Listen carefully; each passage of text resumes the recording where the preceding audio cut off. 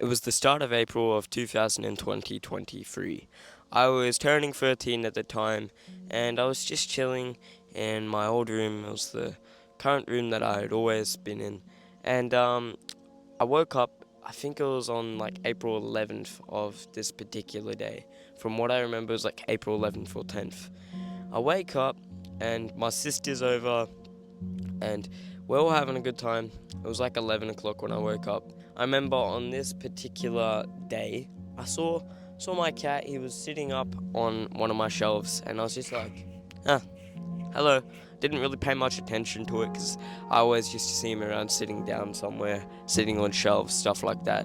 I didn't pay much attention to it. And then, I came back, after we went on the car ride to the shops or something, from what I remember. I came back, I saw my cat was still there. So I come up to him, I go to pat him, and I saw blood dripping from his mouth. And I was like, what the actual fuck? Now, at first, I thought, he's eaten something. He's eaten like a mouse or a rodent or something like that. Because my cat is a very, how do I say this? A very vicious cat. Like, I've got cat scratches, scars on my arms from him, like, scratching me for, like, no reason. And, he used to kill a lot of possums, stuff like that. Like, literal big possums, he would kill them.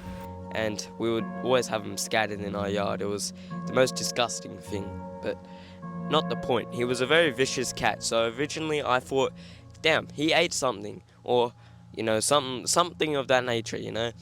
And I call my sister, I'm like, Whitney, look, my cat, he's fucking bleeding. My sister originally thought that, he also ate something, so I was like, oh, damn, okay, yeah, he must have eaten something. Until I saw there was more blood drip, like, it wasn't just a little bit, he was bleeding. So we rush into the car, take him to the vet, they look at him, and they say he had a little cyst, or tumor on the bottom of his tongue, and it managed to burst, and obviously he was bleeding a lot. And from that point onwards, I remember it was like a 20-day, no, it was like a 15-day period where he would practically bleed from his mouth every day. And also, this was my upcoming 13th birthday, so this was meant to be exciting, happy, but instead, I nearly lost my cat. And he was bleeding from his mouth every day. I was just instructed to, wipe the blood, etc. And I remember at that point, when we brought him home from the vet that one day, he never got out of his cat cage. Like, I took the top off so we could leave. He didn't get out of his cat cage. He didn't leave. He just stayed in his cat cage. There was probably only 2 times during the whole entire 15-day period where he got up and he, sat on my bed. And also, he was not eating for a good probably 8-9 days. He barely drank any water, like barely anything, and he was not eating at all. So I got really worried. He got really, really skinny, and he was sleeping on the floor in my room. And I remember around 2 days in, I got really scared of losing him. And, the emotions were hitting me hard.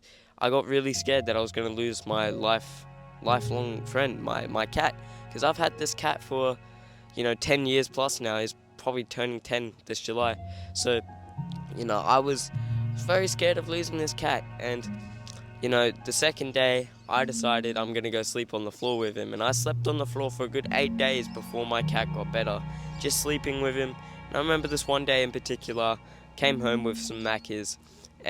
Or like my mum came home with Macca's. And it was a Big Mac. And I gave him some of the patty. And he actually ate it. And I was like, Mum, he's finally eating food again. And even though it was barely anything, it was a start, And ultimately, he ended up surviving. And the whole ordeal lasted around 15 days. Anyway, after all this happened, I just realized, damn, I took my cat for granted so much. Like, I never really saw him. Like, I never really, if you get what I mean, I took him for granted. It wasn't, I still would pat him, I still loved him, but that point onwards, I realized, damn, how much I was taking him for granted. That near-death experience he had, it made me realize. So, the moral of the story is, don't take your loved ones, loved things for granted, because nothing lasts forever, and someday you will have to say goodbye.